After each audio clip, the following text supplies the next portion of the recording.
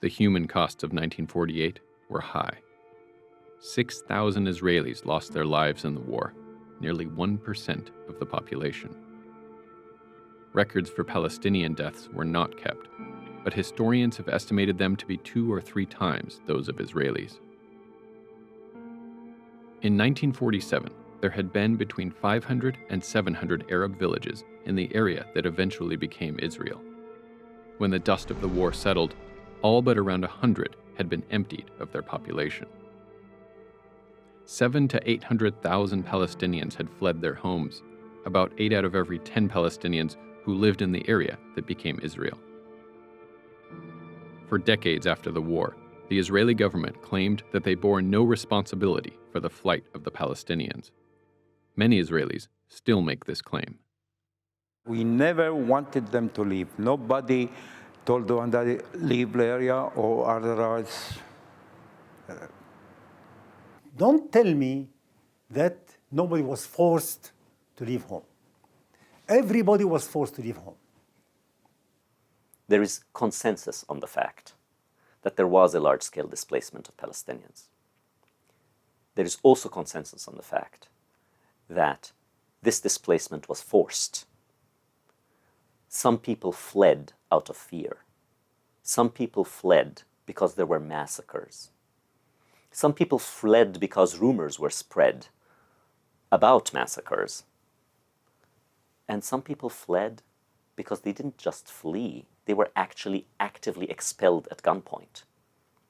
All of this happened. What remains is the question of whether there was a plan of ethnic cleansing that was designed ahead of time and then systematically implemented during the 1947 and 48 war. And on this question, historians are divided. Now, the Arabs always maintain propagandistically it was a big expulsion. The fact is that most people simply fled the battle zones. In other words, the Jews attacked the militia bases, and during the attacks, or in fear of the attacks even before attacks occurred, Arabs began to flee. I don't know how much hangs on this. Either way, the tragedy is clear. What historians do know, and that there is no doubt about, is that the war through which Israel was born was a set of events that, with the same breath, were the destruction of Palestine and the displacement of at least 750,000 Palestinians. That is uncontrovertible. I think that when we talk about the refugee problem, it is not so much important whether we chase them or they ran away.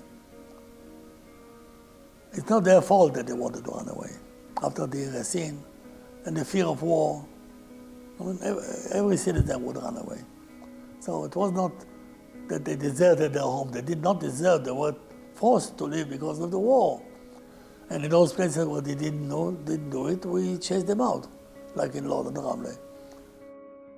You have to understand that, for instance, Jewish villages were spread all over the country, from the Negev to the Galil. You wanted to be connected, to make them one unit. But of course, everyone wanted to get more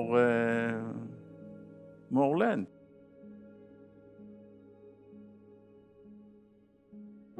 The fact matters that these people were suffering tremendously as they were running away.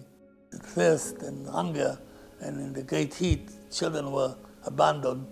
And then later in the refugee camps, when they came up near Ramallah and suffered for many years and are not terribly happy even today.